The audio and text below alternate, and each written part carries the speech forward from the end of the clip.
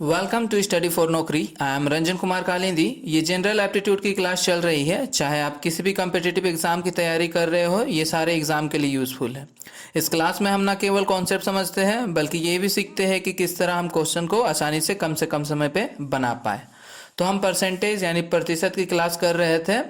इससे पहले हमने एक क्लास कर रखा हुआ है और हमने इसे टाइप वाइज शुरू किया था। कुछ टाइप इससे पहले की क्लास में खत्म कर चुके हैं। आज आगे के टाइप देखेंगे। क्लास शुरू करने से पहले अगर आप इस चैनल पर नए हो तो इसे सब्सक्राइब कर लें और इस वीडियो को एक बार अपने फ्रेंड में शेयर कर दें। अगर आप पीडीएफ डाउनलोड करना चाहते हैं तो हमारा टेलीग्राम ग्रुप ज्वाइन कर सकते हैं। इस ग्रुप का लिंक आपको नीचे डिस्क्रिप्शन बॉक्स पे मिल जाएगा। तो हमने टाइप 4 तक इससे पिछले के क्लास में कर रखे हुए हैं। आज हम लोग स्टार्ट करते हैं टाइप 5 से। ठीक है, टाइप 5 से शुरू करते हैं। देखते हैं टाइप 5 में क्या था। हम लोग टाइप 5 क्या था? Percentage with sharing based. ठीक है, शेयरिंग बेस्ड के कॉन्सेप्ट मिलेंगे इस पे, परसेंटेज पे आधारित। ये ठीक पार्टनरशिप वाले चैप्टर की तरह ही सॉल्व करेंगे। ठीक है, तो चलो देखते हैं किस तरह के प्रश्न यानी कि क्वेश्चन आते हैं। क्या है? 5% of income of A is equal to 15% of income of B and 10% of income of B is equal to 20% of income of C. If C's income is rupees 2000 then the total income of A, B and C is. क्या कह रहा है कि A की आय का 5% B की आय के 15% के बराबर है और B की 10% आय C के आय के 20% के बराबर है। यदि C का आय 2000 रुपये है तो A, B और C का कुल आय क्या होगा, ये हमें पता करना है। ठीक है, देखो क्या लिखा हुआ है। 5% ऑफ A इक्वल टू, क्या बोल रहा है? 5% of income of A is equal to 15% of income of B। A का आय का 5% मतलब कि 5% A का 5%, 5% ऑफ A क्या है? B के आय के 15% के बराबर है। किसके बराबर है? 15% ऑफ B के बराबर है। ठीक है, एक तो ये हो गया। और एक क्या, उसके बाद क्या बोल रहा है? उसके बाद और एक सेंटेंस है कि 10% of income of B, 10% of income of B। हाँ, क्या है? B का 10%, B का 10% आय C के आय के 20% के बराबर है। किसके बराबर है? 20% ऑफ C के बराबर है। ये है। ठीक है, तो इसको हम क्या लिख सकते हैं? इसे हम लिख सकते हैं यहाँ से 5A इक्वल टू 15B। इस तरह से लिख सकते हैं, परसेंट कट गया। 5A इक्वल टू 15B और A by B equal to क्या हो जाएगा? 15/5 ये हो जाएगी। और इसे हम लिख सकते हैं 3/1, इस तरह लिख सकते हैं। और इसे रेशियो में अगर लिखना चाहे तो रेशियो में लिख सकते हैं A अनुपात B क्या हो जाएगा? 3:1, इस तरह लिख सकते हैं। ठीक है, चलो इस सेंटेंस में क्या लिखा हुआ? इसमें लिखा हुआ 10% of B, that is 10B equal to 20C, इस तरह लिख सकते हैं। और इसे क्या लिख सकते हैं? B/C इक्वल टू 20/10 और 2/1, ये लिख सकते हैं। और इसे रेशियो में लिखना चाहे तो B/C that is equal to 2:1, 2:1, ये हो जाएगा। ठीक है, अब देखो एक है हमारा A अनुपात B, एक है हमारा B अनुपात C। ठीक है, तो इससे हम इसे किस फॉर्म में? A अनुपात B अनुपात C के फॉर्म में लिख सकते हैं। किस तरह से लिखेंगे? ये हमने रेशियो चैप्टर में सीख रखा है। क्या करते थे? 3:1 और 2:1 उल्टा n का कॉन्सेप्ट लगाते हैं। ठीक है, तो उल्टा n का कॉन्सेप्ट लगाया, ये हमने सीखा था रेशियो चैप्टर में। क्या करते हैं? 3:1, ये 3:1 और 2:1, इसमें क्या करेंगे? उल्टा n का कॉन्सेप्ट। अब इसे इससे मल्टीप्लाई करना है, इसे इससे मल्टीप्लाई करना है और इसे इससे मल्टीप्लाई करना है। ठीक है, क्या हो जाएगा? 3 × 2 दैट इज 6 और 2 × 1 दैट इज 2 और 1 × 1 दैट इज 1। तो ये हमारा क्या आ गया? रेशियो निकल कर आ गया तीनों का, दैट इज A अनुपात B अनुपात C का क्या निकल के आ गया? 6:2:1, ये हमारा निकल करके आ गया अनुपात। बस इतना सही हमें निकालना था। आगे क्या बोला है? यदि C का आय 2000 रुपये है, if seize income is 2000 rupees. ठीक है, इसके बाद हम लोग शेयरिंग वाला कॉन्सेप्ट लगा देते हैं, क्योंकि हमें क्या बोला? टोटल इनकम निकालना है, किसका, ए बी और सी का। तो हमें ए बी सी का तीनों का क्या इनकम पता होना चाहिए कि उन लोगों का इनकम कितना रुपए है। तो वो पता करने के लिए क्या करेंगे, थोड़ा पार्टनरशिप चैप्टर वाला हम लोग कॉन्सेप्ट यूज करते हैं। ठीक है, कैसे करते थे, उसमें सी का आई कितना दिया हुआ, 2,000 रुपये। यहाँ पे सी का आई कितना है, सी का आई है 1 रुपये है। तो क्वेश्चन में क्या दिया हुआ कि 1 रुपये नहीं है, कितने रुपए है, 2,000 रुपये है। 2,000 रुपये है सी का, कितना गुना ज़्यादा है इससे, 2,000 गुना ज़्यादा है, 2,000 गुना ज़्यादा है। तो 2,000 गुना ज़्यादा है तो ए का भी आई क्या होगा, 6 ना होके इससे 2,000 रुपये ज़्यादा होगा।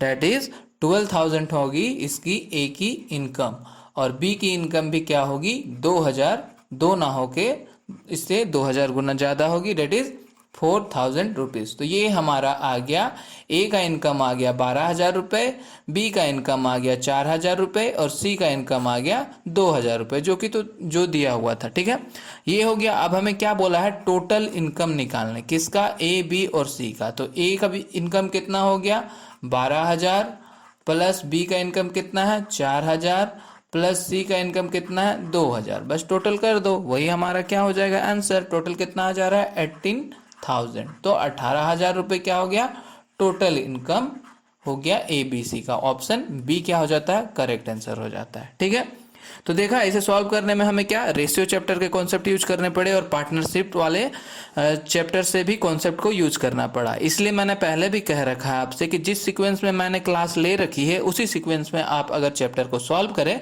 तो एप्टीट्यूड के आगे के चैप्टर को सॉल्व करने में आपको थोड़ी सी भी परेशानी नहीं आएगी, और एप्टीट्यूड का सिलेबस खत्म करने में आपको आसानी होगी। ठीक है, तो चलो अगला सवाल देखते हैं इससे रिलेटेड। क्या दिया हुआ है, Amit monthly income is 30% more than that of Raunak. Raunak monthly income is 20% less than that of दीपक।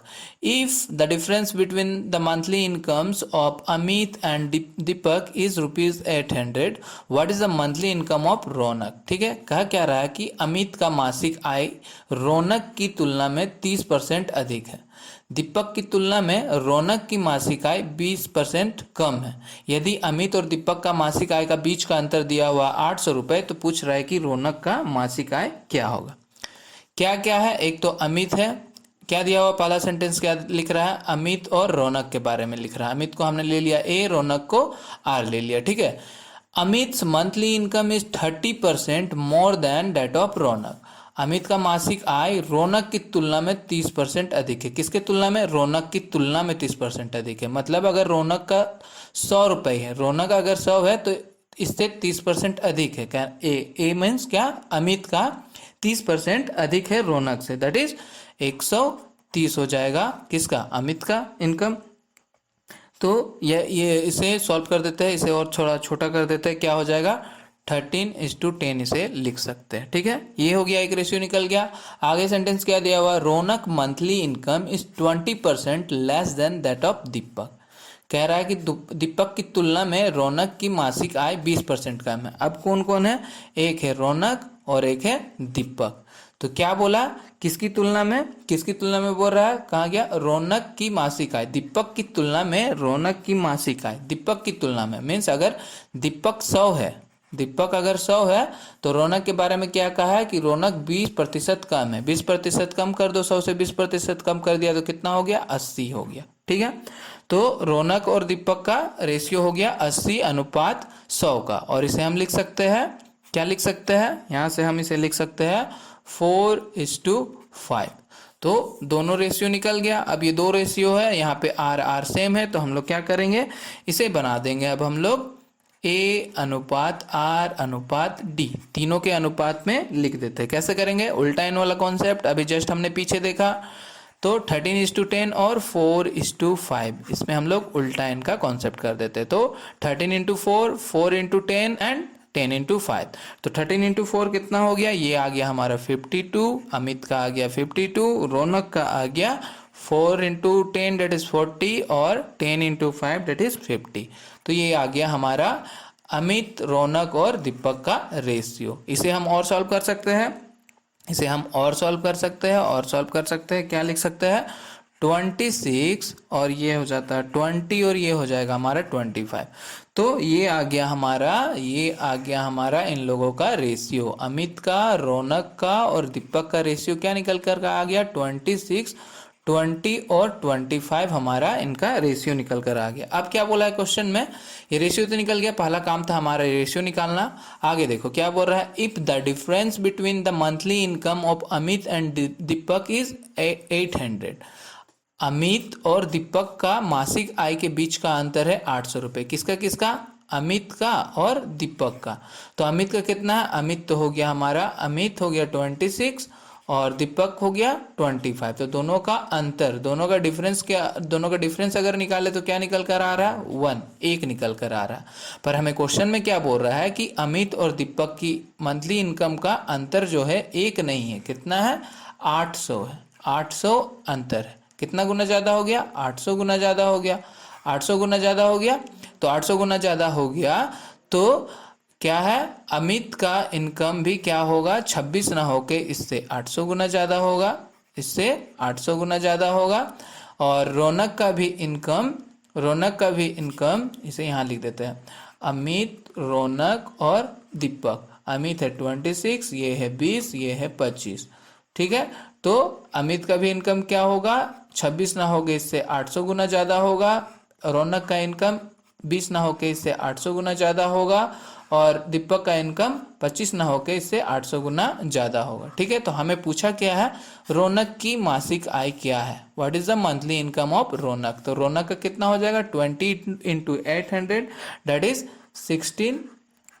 16,000 निकल कर आ जाता है किसका, रौनक का इनकम। रौनक का इनकम कितना निकल कर आ गया, 16,000 रुपये। और यही हमारा क्या हो जाएगा answer, that is option D यहाँ से हमारा निकल कर आ जाता है। तो देखा कितनी आसानी से कम समय में ये सवाल बन जा रहा है। चलो आगे देखते हैं, आगे क्या बोल रहा है कि in an examination in which full marks were 800, ठीक है। A gets 20% more than B, B gets 20% more than C and C gets 15% less than D. If A got 576, what percentage of full marks did D gets? क्या कह रहा है कि एक परीक्षा में जिसमें पूर्ण अंक दिया हुआ है 800 है टोटल मार्क्स, पूर्ण अंक दिया हुआ है 800 और क्या बोल रहा है कि A को B से 20% अधिक मिले हैं, B को C की तुलना में 20% अधिक मिले हैं और C को D की तुलना में 15% कम मिले हैं। तो यदि A का मार्क्स दिया हुआ है 576 तो पूर्ण अंकों का कितना प्रतिशत D को प्राप्त किया गया है। तो इसमें सबसे पहले हमें क्या करना पड़ेगा, चारों का सबसे पहले रेशियो निकालना पड़ेगा। तो चलो हम लोग रेशियो निकालते हैं। सेंटेंस क्या बोल रहा है, A gets 20% more than B। किसकी बात की गई, A और B की बात की गई, तो A/B कर दिया। अब क्या बोल रहा है, A gets 20% more than B, मतलब A को B से 20% अधिक मिले। किससे, B से 20% अधिक मिले। B का हमने मान लिया, चलो B का 100 था, 100 का था तो 100 से क्या हुआ 20 ज़्यादा मिला, 20% अधिक मिला, डेट इज A को मिले होंगे 120, ठीक है। A को मिले होंगे 120 और इसे हम और थोड़ा छोटा कर देते हैं, ये कट गया, ये आ जाएगा हमारा 6:5, ये आ गया हमारा 6:5। नेक्स्ट सेंटेंस क्या दिया हुआ है कि B gets 20% more than C, B gets 20% more than C। B को C की तुलना में 20% अधिक मिले। किसकी बात की गई, B और C की, किसकी तुलना में, C की तुलना में 20% अधिक, मतलब कि C अगर 100 है तो B को 20% अधिक मिला होगा, यानी कि इसे भी B को क्या मिला होगा, 120 मिला होगा, ठीक है। तो यहाँ से इसे भी छोटा कर देते हैं, तो ये कितना आ जाएगा, ये भी हमारा आ जाएगा 6:5। तो यहाँ से भी B और C का अनुपात क्या निकल कर आया, 6:5 निकल कर आ गया। अब नेक्स्ट सेंटेंस क्या दिया हुआ है कि C gets 15% less than D। अब किसकी बात की जा रही है, C और D की। C को D की तुलना में 15% कम मिले, किसकी तुलना में, D के तुलना में। मीन्स D यहाँ पे कितना है, D को मान लो अगर D तुम्हारा 100 है तो 15% कम, यानी कि 100 में 15% कम 85 मार्क्स मिले होंगे, ठीक है, 85 मार्क्स मिले होंगे। इसे भी काट देते तो ये आ जाता है हमारा 17 और ये आ जाएगा 20। अब ये हमारा क्या हो गया, A अनुपात B, B अनुपात C और C अनुपात D का निकल गया, अनुपात आ गया। अब क्या है, तो चार ही लोग A B C D, तो हम क्या करेंगे, इससे A अनुपात B अनुपात C अनुपात D निकालेंगे। और ये हमने रेशियो वाले चैप्टर में देख रखा है कि इसे किस तरह हम लोग सॉल्व करते हैं, कैसे करते थे। ये था 6A अनुपात B का क्या दिया, A अनुपात क्या है 6 अनुपात 6 अनुपात 5, तो A और A के B के नीचे लिख दिया हमने 6 अनुपात 5। अब B अनुपात C दिया हुआ है, B/C का वैल्यू क्या है 6:5, तो इसे हम यहाँ पे लिखेंगे 6:5। अब क्या है C/D कितना दिया हुआ है 17 अनुपात 20, तो इसे हम यहाँ लिखेंगे 17 अनुपात 20। इसी तरह करते थे, याद है ना आप लोग को, ठीक है। तो अब क्या करते थे, यहाँ पे अनुपात है अनुपात लगा दो, जहाँ पे अनुपात है वहाँ पे अनुपात लगा दो। ये हमने यहाँ पर अनुपात लगा दिया। अब यहाँ पर जो वैल्यू है यहाँ पर क्या है 5, तो यहाँ पर भी 5 आ जाएगा, यहाँ पर भी 5 आ जाएगा, यहाँ पर 5 है, यहाँ पर भी 5 आ जाएगा, यहाँ पर 6 है, ये 6 यहाँ चला जाएगा, यहाँ पे 17 है तो यहाँ पर भी 17 और यहाँ पर भी 17, ये हमने देखा था। अब क्या करना है, अब इनको मल्टीप्लाई कर दो आपस में, और मल्टीप्लाई करके यहाँ पर जो वैल्यू आए वो इसका, यहाँ पर जो आए वो इसका, इन्हें मल्टीप्लाई करके जो आए यहाँ पर, और इन्हें जो मल्टीप्लाई करके आए यहाँ पर, ठीक है। एक हमने ये कॉन्सेप्ट देख रखा था, ठीक है। तो इससे क्या होगा, A अनुपात B अनुपात C अनुपात D निकल जाएगा, ठीक है। अब देखो क्वेश्चन में क्या बोला है हमें कि if A got 576 what percentage of full marks did D gets, मतलब कि यहाँ पर क्या है A का और D का अगर हमें पता रहे अनुपात, तो उससे भी हम लोग क्वेश्चन को बना सकते हैं। तो इतना चारों का वैल्यू निकालने का कोई ज़रूरत नहीं है। हमने ये भी सीख रखा है कि जब इस तरह का रहे A अनुपात B, B अनुपात C और C अनुपात D, और हमें पहला वैल्यू और लास्ट वैल्यू निकालना हो, A/D हमें निकालना हो, यहाँ बस हमें A पता करना है और D पता करना है, ठीक है, A अनुपात D, तो उससे हमारा सवाल बन जाएगा। तो क्यों हम लोग इतना चारों का वैल्यू निकालने के लिए अपना टाइम बर्बाद करें।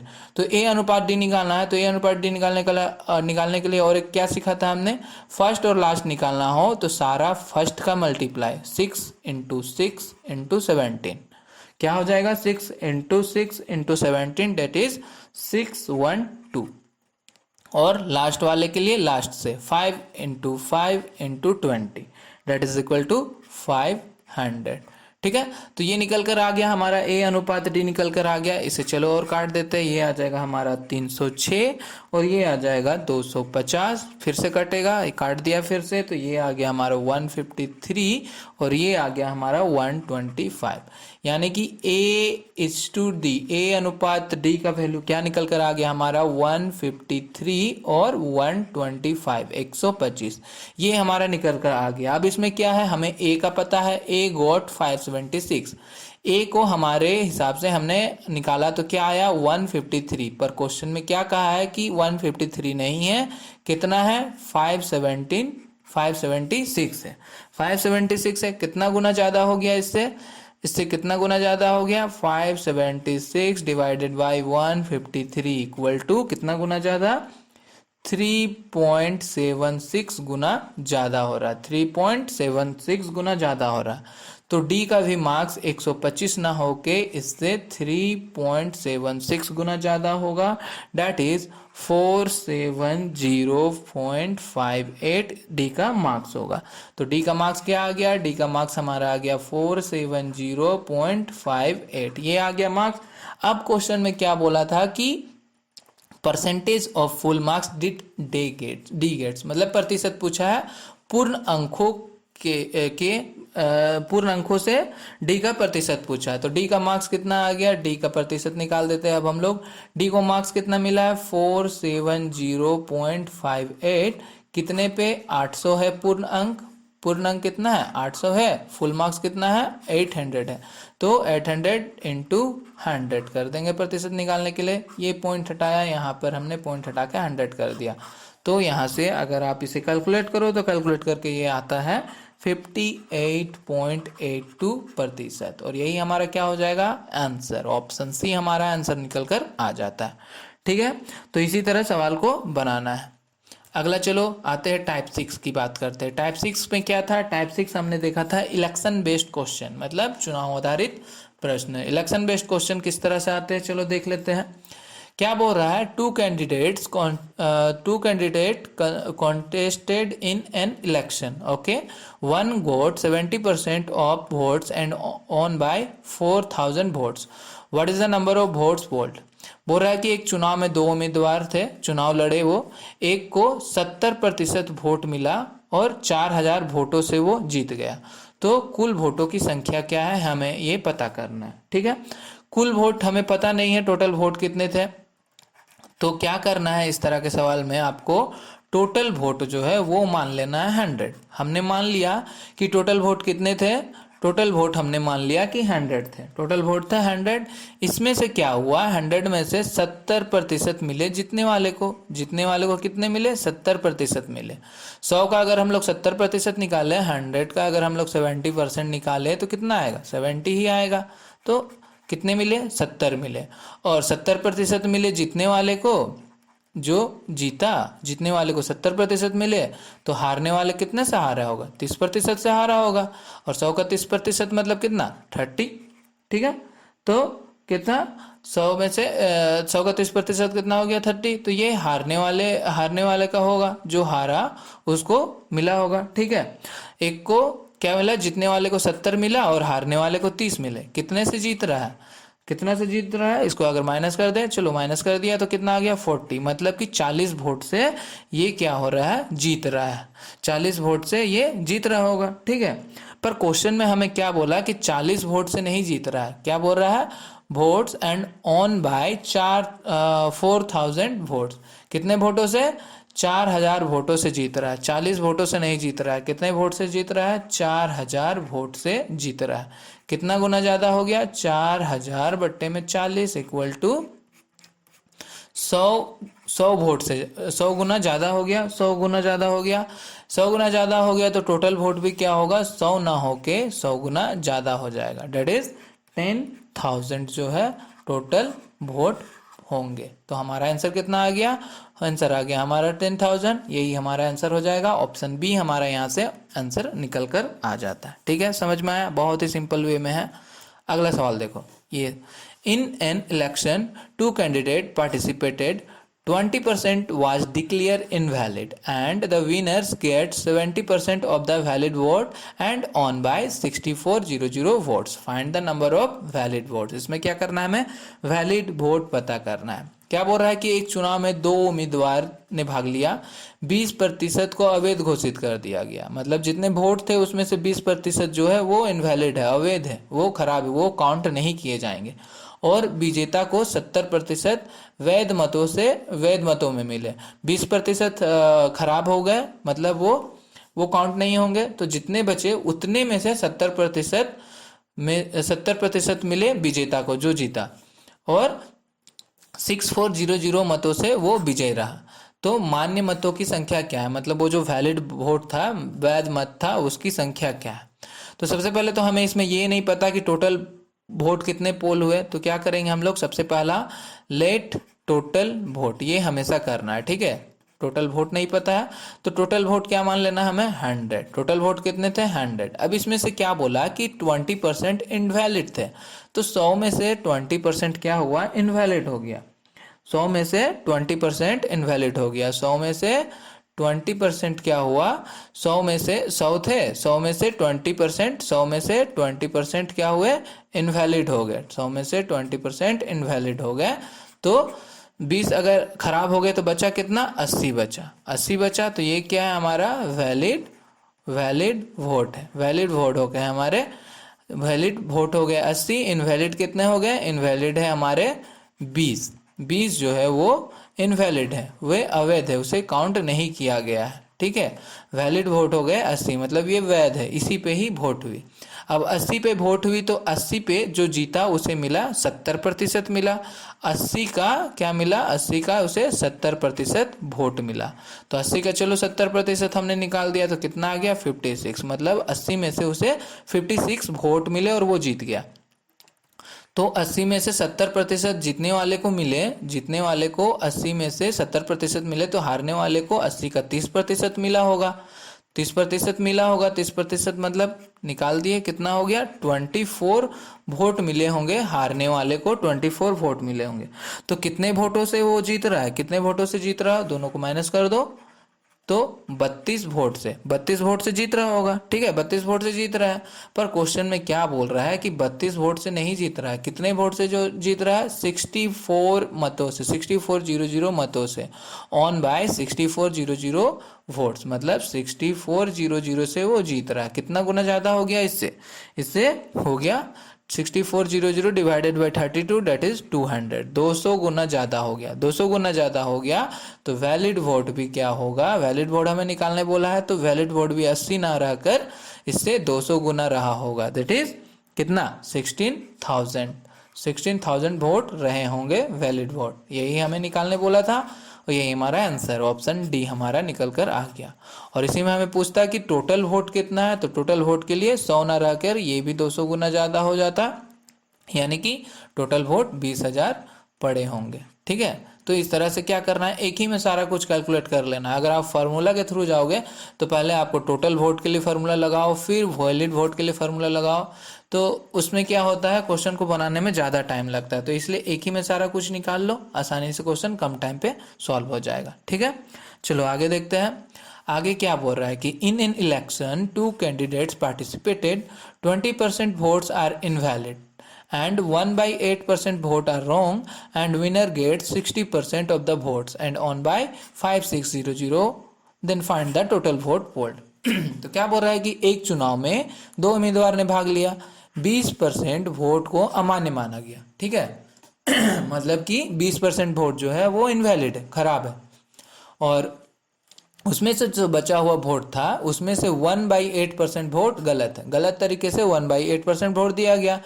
ठीक है, तो उसे भी नहीं काउंट किया गया, और विजेता को 60% वोट मिले। अब जो वैलिड वोट था उससे क्या हुआ, 60% वोट मिले विजेता को, जो विजेता बना उसे 60% मिला, और वो 5600 से जीत गया। तो कुल वोट कितने पड़े थे वो हमें काउंट करना है। तो हमें टोटल नहीं पता है, तो हमें क्या करना है, टोटल सबसे पहले मान लेना है। टोटल वोट कितने थे, टोटल वोट थे 100, ये हमने माना कि टोटल थे 100। इसमें से क्या हुआ, 20% जो है वो अमान्य है, इनवैलिड है, तो 20% इनवैलिड है, 20% हटा दिया तो कितना बचा, 80 बचा। ठीक है, 80 बचा। अब 80 बचा, तो 80 में से भी क्या है, 80 में से भी 1/8% जो इसका 80 का 1/8% जो है वो खराब है, गलत तरीके से दिया गया, तो इसे भी काउंट नहीं किया गया। कितना, 10 वोटों को काउंट नहीं किया गया। तो अब कितना बच गया, अब बचा 70, और ये 70 क्या है, हमारा वैलिड है, इसी पर ही वोट दिए गए। तो वैलिड वोट ये हो गया हमारा 70 पे वोट दिए, 70 पे वोट दिया गया, और जीतने वाले को मिला कितना, 60% वोट मिला। तो 70 का 60% मिला जीतने वाले को, तो हमने 60% निकाल दिया, तो कितना हो गया, 42 ना, तो 42 निकल कर आ गया। 42 मिले होंगे जीतने वाले को, जो जीता होगा उसे 42 मिला होगा, और हारने वाले को कितना मिला होगा, 60% इधर मिल रहा है तो इधर 40% मिला होगा, 40 का 40% इसे मिला होगा। ठीक है, 40 का 40% मिला होगा 70 का, तो ये कितना 28। तो कितने वोटों से जीत रहा है, इन्हें माइनस कर दो, माइनस कर दिया तो कितने वोट से जीत रहा है, 14 वोट से जीत रहा है, 14 वोट से जीत रहा होगा। पर क्वेश्चन में हमें क्या बोला कि 14 वोट से नहीं जीत रहा, कितने से जीत रहा, ऑन बाय 5700, 14 से नहीं जीत रहा है, कितने से जीत रहा है, 5600 से। कितने गुना ज़्यादा हो गया, कितने गुना ज़्यादा हो गया, 5600 divided by 14 that is equal to 400, तो 400 गुना ज़्यादा हो गया। 400 गुना ज़्यादा हो गया, तो ये जो वैलिड वोट था ये भी 70 ना रह के इससे 400 गुना ज़्यादा रहा होगा, डेट इज 28,000 जो है वैलिड वोट था। ठीक है, तो हमें वैलिड वोट, अच्छा वैलिड वोट नहीं कुल पूछा है, तो टोटल क्या है, टोटल हमारा 100 ना रह के इससे 400 गुना होगा, 400 गुना होगा, यानी कि 40,000 वोट पड़े होंगे। ठीक है, 40,000, ऑप्शन डी हमारा करेक्ट आंसर यहाँ से निकल कर आ जाता है। ठीक है, तो ये हो गया हमारा 40,000। ठीक है। तो देखो एक ही लाइन में सारा कुछ निकल जा रहा है, इसमें जो भी पूछे, टोटल वोट पूछे, टोटल वोट हमारा इतना था, इनवैलिड कितना था, यहाँ से क्या करो इनवैलिड के लिए 400 गुना ज़्यादा कर दो और इसमें 10 फिर ऐड कर देना, बस वही हो गया हमारा इनवैलिड। वैलिड पूछे तो ये जो निकालने के बोलो बस एक लाइन में सारा कुछ निकाल देना है, ठीक है, फार्मूला यूज़ नहीं करना है। चलो आगे देखते हैं आगे क्या है, टाइप 7 पे की बात करते हैं। टाइप 7 क्या था, ये हमारा लास्ट टाइप है परसेंटेज का। लास्ट टाइप कौन सा था, पॉपुलेशन बेस्ड। पॉपुलेशन बेस्ड जनसंख्या के आधारित पे क्या करना है, प्रतिशत को पता करना। देखो जनसंख्या आधारित में बस आपको इतना सा ख्याल रखना है। क्या ख्याल रखना है, इसमें निकालने को क्या बोला जाएगा कि वर्तमान मतलब कि प्रेजेंट, वर्तमान की दी हुई रहेगी जनसंख्या, पॉपुलेशन प्रेजेंट की आपको पॉपुलेशन दिया हुआ रहेगा, और इससे आपसे पूछा जाएगा कि कुछ साल बाद, सपोज 2 4 5 कुछ n ईयर के बाद, n साल के बाद इसकी जनसंख्या क्या होगी, ये पूछेगा। यहाँ पर इसकी जनसंख्या क्या होगी, या फिर अभी जो जितना पॉपुलेशन है उससे कुछ साल पहले n ईयर पहले इसकी जनसंख्या क्या रही होगी। बस ये सवाल पूछता है, इस तरह से हमें सॉल्व करना है, ठीक है। तो देखो कैसे सॉल्व किया जाता है। The population of a city is this much. It increases by 10% per year. Then the population of city after 2 year is. क्या बोल रहा है कि एक शहर की जनसंख्या इतना है, या प्रति वर्ष 10% की वृद्धि करता है, फिर 2 वर्ष के बाद शहर की जनसंख्या कितनी रही होगी, ठीक है। जो दिया हुआ है बस उस वे में आपको पहले क्या करना है, फिगर बनाना है। प्रेजेंट मतलब अभी में कितना दिया हुआ है, 176,400 जो है अभी की जनसंख्या है, इतना जनसंख्या दिया हुआ है। अब क्या बोला, यहाँ से 2 साल बाद बोला, 2 साल बाद, 2 ईयर के बाद, 2 साल के बाद यहाँ की जनसंख्या क्या होगी अगर वो 10% से पर ईयर इंक्रीज कर रहा होगा। कितने से, 10% से पर ईयर इंक्रीज कर रहा होगा, ठीक है। तो 10% से पर ईयर इंक्रीज कर रहा होगा, तो कहने का मतलब क्या हो गया, 10%। 10% मतलब 10/100, यानी कि 1/10। 1/10 मतलब कि 10 में 1 की वृद्धि हो रही है, 10 में 1 की वृद्धि हो रही है। तो 10 में 1 की वृद्धि मतलब 10 + 1 यानी कि 11 हो रहा होगा, 11/10। और ये क्या, 2 साल हो रहा होगा, एक साल 11/10, अगले साल भी 11/10 हो रहा होगा, ठीक है। अब जिस सीक्वेंस में लिखा हुआ बस उस सीक्वेंस में सबको मल्टीप्लाई कर दो। 176,400 इंटू 11/10 इंटू 11/10 इक्वल टू ये वाला चीज़ यहाँ पर हो गया। बस इसे कैलकुलेट कर देते हैं, इसे हमने कैलकुलेट कर देते हैं। तो इसे कैलकुलेट करने पर ये क्या निकल कर आ जाता है, 213,444। ये पॉपुलेशन क्या हो जाएगी, 2 साल के बाद पॉपुलेशन बढ़कर इतना हो जाएगा, और यही हमारा आंसर है। तो ये क्या है, ऑप्शन बी यहाँ से क्या होता है, हमारा करेक्ट आंसर निकल कर आ जाता है, ठीक है। इसी वे में जाना है। देखो अगले सवाल पे आते हैं, क्या दिया हुआ, the population of a city is this much, it increases by 10% per year then the population of city before 2 year was. इसमें क्या पूछा, बिफोर पूछा। शहर की जनसंख्या इतना दिया हुआ है, प्रति वर्ष 10% की वृद्धि हो रही है, तो 2 वर्ष पहले इस शहर की जनसंख्या क्या रही होगी। जो दिया हुआ है पहले डायग्राम बनाना है आपको, ठीक है। प्रेजेंट में क्या दिया हुआ है, 12100। अब पहले पूछा है, बिफोर पूछा है, तो एरो को इस साइड ले चलो, इधर चलना है। कितने का, 2 साल पहले का पूछा है, 2 साल पहले, और क्या हो रहा है, 10% से वृद्धि हो रही है, ठीक है। 10% कहने का मतलब क्या, 10/100 यानी कि 1/10। मतलब कि वृद्धि मतलब क्या, 10 में 1 की वृद्धि हो रही है, 10 में से 1 यानी कि 11 की वृद्धि हो रही होगी। और ये 2 साल तक हुआ होगा, पहले साल में 11/10 और दूसरे साल में भी 11/10। तो हमें ये पता करना है, ठीक है। तो जिस वे में है उस वे में क्या करना है, मल्टीप्लाई करना है। 12100 इंटू, बस इसमें आपको ये ख्याल रखना है कि जब एरो इस साइड है मतलब बिफोर में हम लोग जा रहे हैं, तो ये क्या है, 11/10 है, तो इसे हम लिखेंगे 10/11 इंटू 10/11। जब हम लोग पहले जा रहे हैं, बिफोर में जा रहे हैं, तो 10/11, ठीक है। अब यहाँ से सॉल्व कर देते हैं। तो यहाँ से सॉल्व करने के बाद ये आ जा रहा है हमारा 100, यानी कि क्या हो जाएगा, ये आ जा रहा है हमारा 10,000। तो 2 साल पहले यहाँ की पॉपुलेशन रही होगी 10 साल, ठीक है। देखो 10 साल आ गया, तो 10 साल ऑप्शन 10 1000 आ गया, तो 10,000 हो गया हमारा पॉपुलेशन, जनसंख्या 2 साल पहले 10,000 रही होगी। ठीक है, अगला सवाल देखते हैं। क्या बोल रहा है कि the population of A town 2 year before was this much, 2 साल पहले इतना था। Due to migration to big cities it decreases every year at the rate of 4%, the present population of the town is. क्या कह रहा है कि किसी कस्बे की जनसंख्या 2 साल पहले इतना थी, बड़े शहरों में प्रवास करने के कारण यह हर साल 4% की दर से घटता रहा। तो शहर का वर्तमान जनसंख्या क्या है, अब देखो वर्तमान की बात की गई है, यहाँ पे वर्तमान पूछा है। ठीक है, वर्तमान पूछा है, यहाँ पे हमें वर्तमान पूछा है। ठीक है, कहाँ से शुरू कर रहे हैं हम लोग, पहले से।